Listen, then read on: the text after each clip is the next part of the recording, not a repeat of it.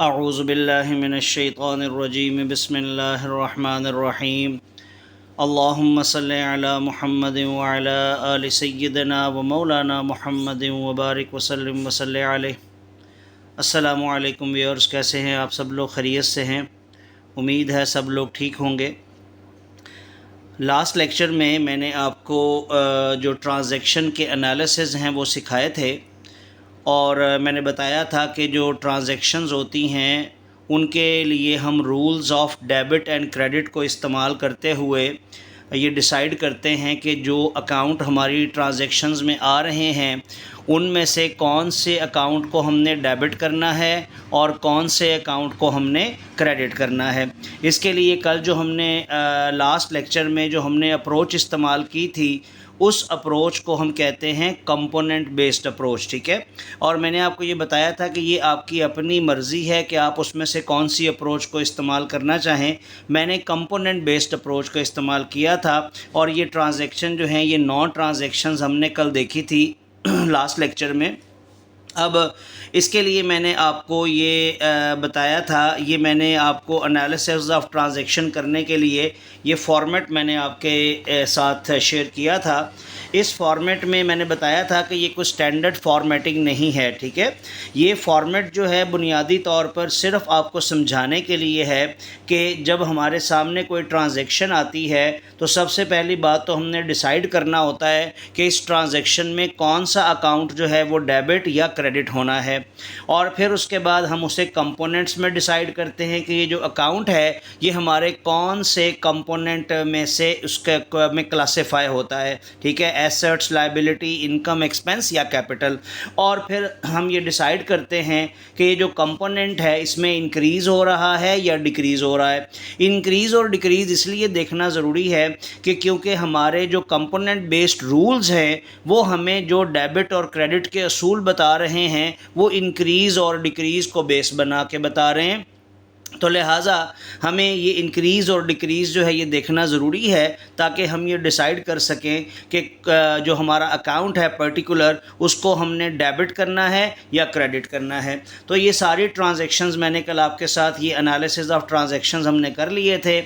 आज हम अगले स्टेप पे चलेंगे और हम बनाना सीखेंगे जर्नल, ठीक है। ये होपफुली आपको ये सारा फॉर्मेट समझ आ गया होगा। आज मैं आपके सामने ये जर्नल का फॉर्मेट मैंने बनाया है। इस फॉर्मेट को आप देखें तो इस फॉर्मेट में जो जर्नल का फॉर्मेट है इसके अंदर जो पहला कॉलम होता है ये सीरियल नंबर का होता है। इसमें जब आप क्वेश्चन शुरू करने लगें तो आप देख लें कि हमारा जो क्वेश्चन है जिसको हम सॉल्व करने लगे हैं उसमें डेट्स लगी हुई हैं या उसमें सीरियल नंबर्स लगे हुए हैं, ठीक है। तो आपने उसके मुताबिक जो है वो सीरियल नंबर हो तो यहाँ पे हेडिंग आपने सीरियल नंबर की देनी है, और अगर डेट लिखी हो क्वेश्चन में तो आपने डेट लिखनी है, ठीक है जी। और उसके मुताबिक फिर डेटों को आपने आगे लेके चलना है, ठीक है। तो अब ये मैं ट्रांजैक्शन जो मैंने कल आपके साथ डिस्कस की थी और अब भी मैं वही ट्रांजैक्शन जो हैं उनसे हम जर्नल बनाएंगे, तो देखते जाइएगा।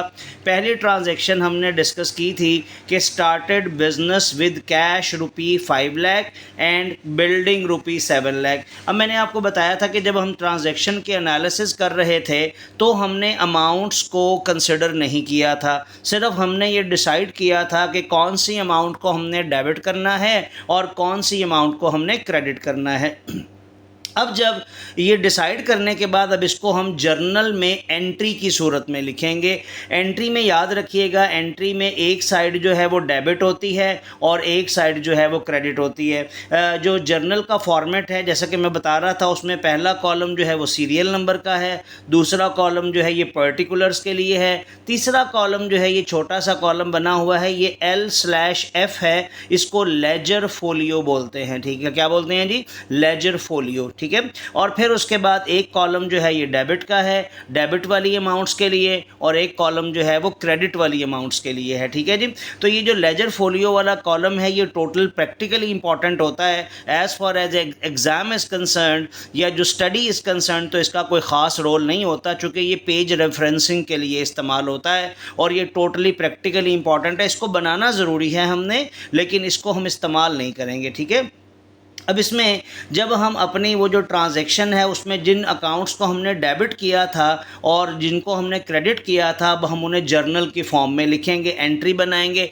एंट्री में याद रखना है कि हमेशा पहले आपने तमाम डेबिट्स जो चीज़ें हो रही हैं पहले उनको लिखना है। अगर एक डेबिट है तो उसको लिखें, दो डेबिट्स हैं तो उनको लिखें। अगर किसी एंट्री में 3 डेबिट्स हैं तो पहले सारे डेबिट्स आप लिखेंगे। आप ऐसा नहीं कर सकते कि आप एक डेबिट लिखें फिर एक क्रेडिट लिखें फिर एक डेबिट लिखें, ऐसा नहीं कर सकते।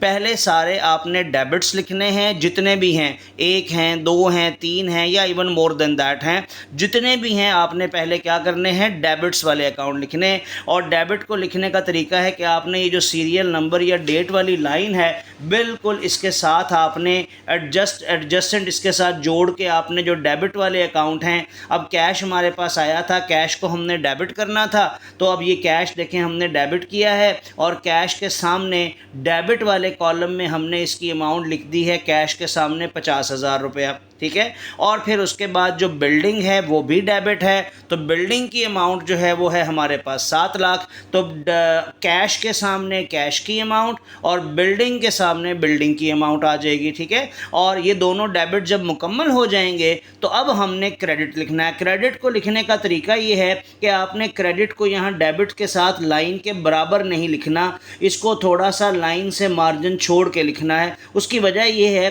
कि इसको हमने डेबिट से अलहदा दिखाना होता है, और वैसे भी इसका कॉलम जो है वो डेबिट के से अगला वाला कॉलम है, तो लिहाजा हम इसको थोड़ा सा जो हमारी सीरियल नंबर या डेट की लाइन है इससे हम स्पेस छोड़ के लिखते हैं, ठीक है।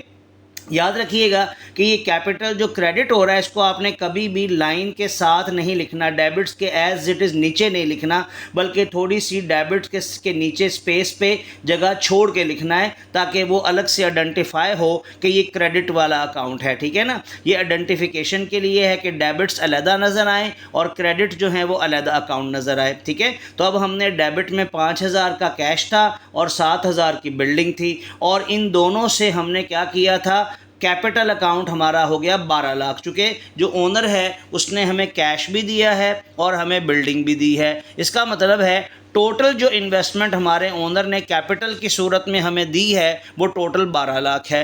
तो कैपिटल के सामने हम क्रेडिट करेंगे 12 लाख, यानी इन दोनों का सम। और याद रखना है कि ये जो जर्नल एंट्री होती है इसके जितने भी डेबिट्स हैं या जितने भी क्रेडिट्स हैं, इनका जो सम है वो दोनों का डेबिट और क्रेडिट का बराबर होना चाहिए। यानी अगर डेबिट में 5 और 7 12 लाख है तो क्रेडिट में भी 12 लाख रुपया ही आना चाहिए, ठीक है जी। तो इस तरह से हम इन जो डेबिट और क्रेडिट वाले अकाउंट्स थे हम उनको लिख लेंगे, ठीक है। अब इसके बाद हमने इसको नरेशन देनी होती है। नरेशन का मतलब ये होता है कि जो भी हमारी ट्रांजैक्शन थी, देखें ना जब ये जर्नल बना हुआ है तो इसमें ट्रांजैक्शन मेरे सामने नहीं है, ठीक है ना। तो अब मैंने इस एंट्री को रिप्रेजेंट करना है कि ये एंट्री जो है वो किस ट्रांजैक्शन के नतीजे में पास हुई है। तो मैं उसमें जो मेरी ट्रांजैक्शन थी और उस ट्रांजैक्शन को मैं थोड़ा सा शॉर्ट वर्जन में लिख दूंगा। देखें ट्रांजैक्शन जो हमने देखी थी वो क्या था, started business with cash ₹5 lakh and building ₹7 lakh. अब इसमें अमाउंट्स जो हैं वो नरेशन में देने की ज़रूरत नहीं होती है, चूँकि अमाउंट्स तो ऑलरेडी एंट्री में लिखी हुई हैं।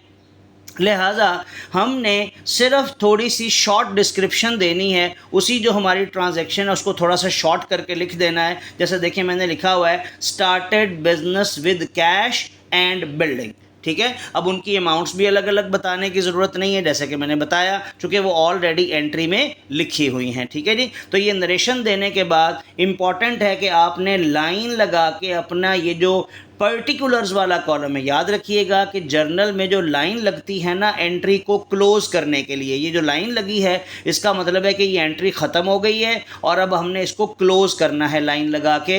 ये लाइन हमेशा सिर्फ और सिर्फ पर्टिकुलर्स वाले कॉलम में लगेगी, ना ये सीरियल नंबर वाले कॉलम में जानी चाहिए और ना ये लेजर फोलियो वाले कॉलम में जानी चाहिए। इसको इम्पॉर्टेंटली फॉर्मेट का ये हिस्सा है, इसका ख्याल करना है, इससे हमारी प्रेजेंटेशन जो है वो खूबसूरत लगती है, ठीक है।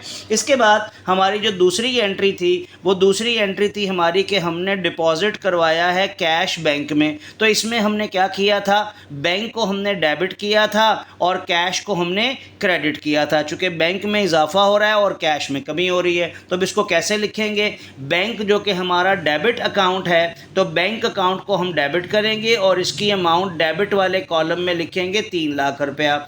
और कैश जो है वो क्रेडिट हो रहा है, तो कैश की जो अमाउंट है उसे हम किस कॉलम में लिख देंगे, क्रेडिट वाले कॉलम में लिख देंगे। फिर वही बात दोबारा समझिएगा कि जो डेबिट है उसको आपने लाइन के साथ लिखना है और जो क्रेडिट है उसको थोड़ी सी स्पेस छोड़ के लिखना है, ठीक है। इतनी स्पेस छोड़ दें कि ये डेबिट से डिफरेंट यानी अलग नज़र आए बस, ठीक है। तो बैंक अकाउंट जो है वो डेबिट हो गया 3 लाख से और कैश अकाउंट जो है वो क्रेडिट हमने लिख दिया 3 लाख से। तो ये एंट्री बनाने का तरीका है। और फिर हमने नीचे ये नरेशन दे दी कि डिपॉजिटेड कैश इनटू बैंक, ठीक है। फिर बता रहा हूँ कि यहाँ नरेशन में अमाउंट मेंशन करने की ज़रूरत नहीं होती है, चूँकि अमाउंट ऑलरेडी हमें सामने अपनी जो अमाउंट्स वाले कॉलम है उसमें नज़र आ रही होती है, लिहाजा इन अमाउंट को दोबारा जो है वो लिखने की ज़रूरत नरेशन में नहीं होती है, ठीक है जी। इसके बाद इसको भी आपने, जैसे मैंने पहले बताया कि लाइन लगा के आपने इसको क्लोज कर देना है। और जैसा कि फिर बता रहा हूँ कि ये लाइन सिर्फ पर्टिकुलर्स वाले कॉलम में आनी चाहिए।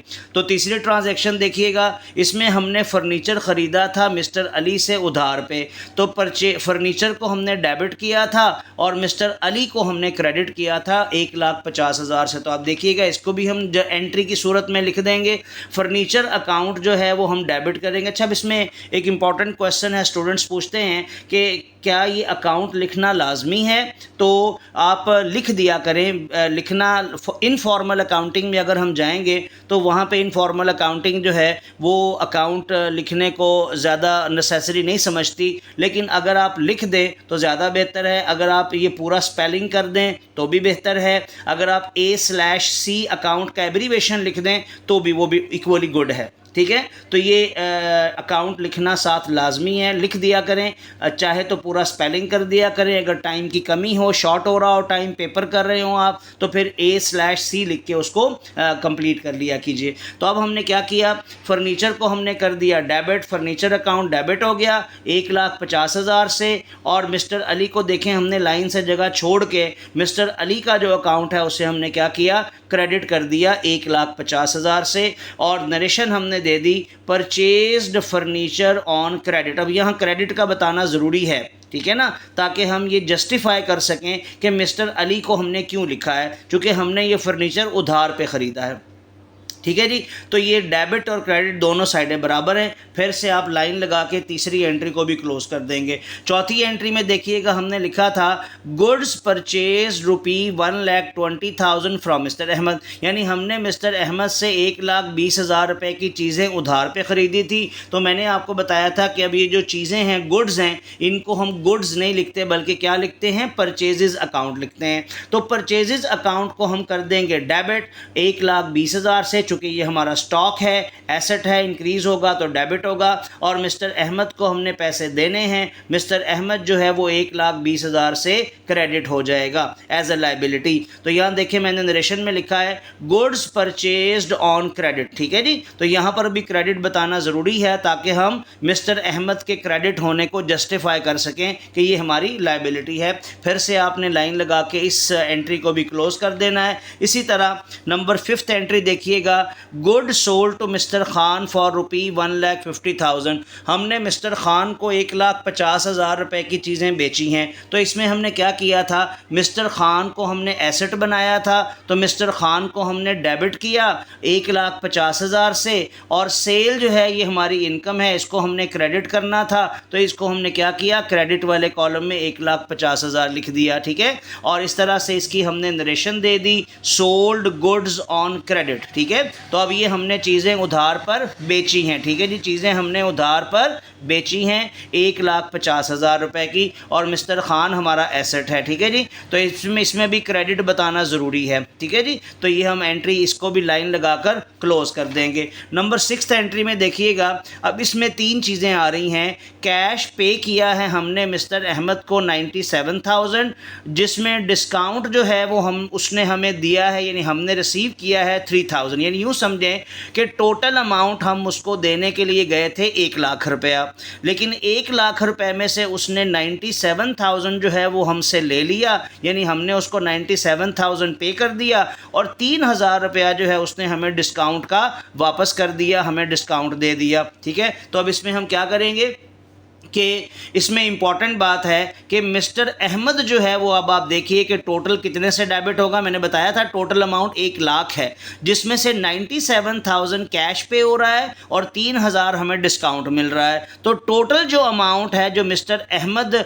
जो हमारी पहले लायबिलिटी था उसको हमने पैसे देने थे, तो मिस्टर अहमद जो है वो डेबिट होगा 1 लाख रुपए से टोटल।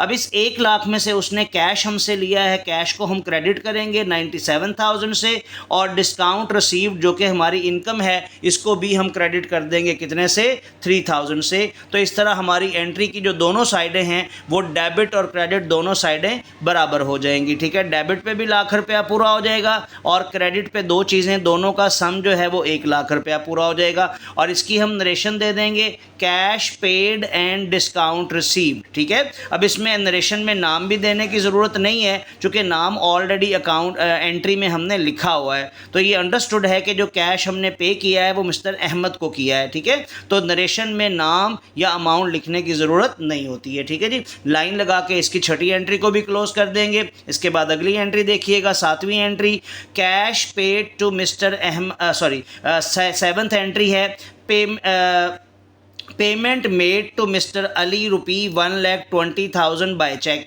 तो मैंने बताया था कि इसमें हम अली को पेमेंट कर रहे हैं, तो मिस्टर अली जो है ये 7वीं एंट्री में देखें ये हमारी लायबिलिटी कम होकर डेबिट हो जाएगा 7th एंट्री में, और 1,20,000 को हम डेबिट कर देंगे। और बैंक अकाउंट, जैसा कि मैंने बताया था कि अब चूँकि ये पेमेंट बाय चेक हो रही है तो हमने कैश को क्रेडिट नहीं करना बल्कि बैंक को कम करके क्रेडिट करना है 1,20,000 से, और नरेशन दे देनी है पेमेंट मेड बाय चेक। ठीक है जी, और इसको भी लाइन लगा के हमने क्लोज कर देना है 7th एंट्री को भी। अब 8वीं एंट्री देखिएगा, इसमें लिखा हुआ है cash received from mister Khan rupee 1,45,000 and discount allowed rupee 5,000। इसका मतलब ये है कि हमने टोटल पैसे जो मिस्टर खान ने हमें वो देने आया था वो 1,50,000 देने आया था, उसने हमें 1,50,000 दिया, तो हमने उसको फिर उसमें से 5,000 रुपया जो है वो डिस्काउंट दे दिया, यानी हमने उससे 1,50,000 लेने की बजाय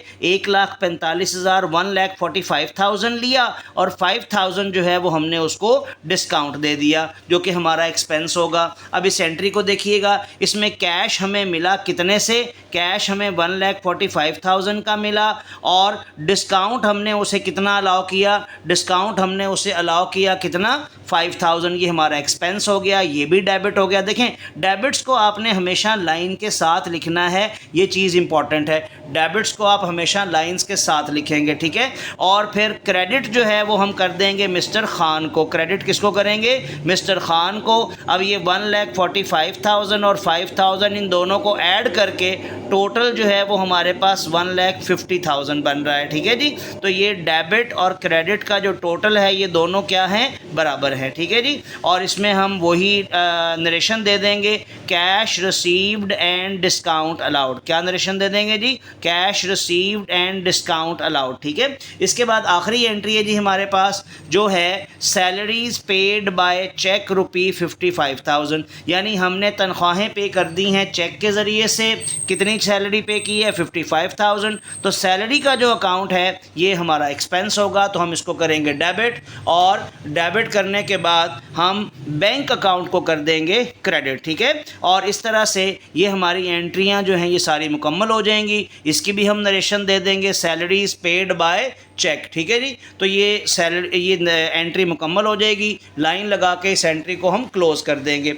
अब जब हम जर्नल बना लेते हैं, सारा जर्नल मुकम्मल हो जाता है या हमारा एक पेज ख़त्म हो जाता है और हमने अगले पेज पे जाना होता है, तो यहाँ हमारा पेज भी ख़त्म हो गया है और हमारी ट्रांजैक्शंस भी ख़त्म हो गई हैं। तो आपने पेज के एंड पे क्या करना होता है, दोनों साइडों का टोटल करना होता है। ये दोनों का डेबिट वाली अमाउंट्स का भी टोटल करना होता है और क्रेडिट वाली अमाउंट्स का भी टोटल करना होता है। और चूँकि हम इन दोनों को साइडों को बराबर करते जा रहे हैं, लिहाजा इन दोनों का टोटल जो है वो हमेशा बराबर होना चाहिए। ठीक है, यानी टोटल जो डेबिट्स हैं वो हमेशा बराबर होने चाहिए टोटल क्रेडिट्स के, ठीक है।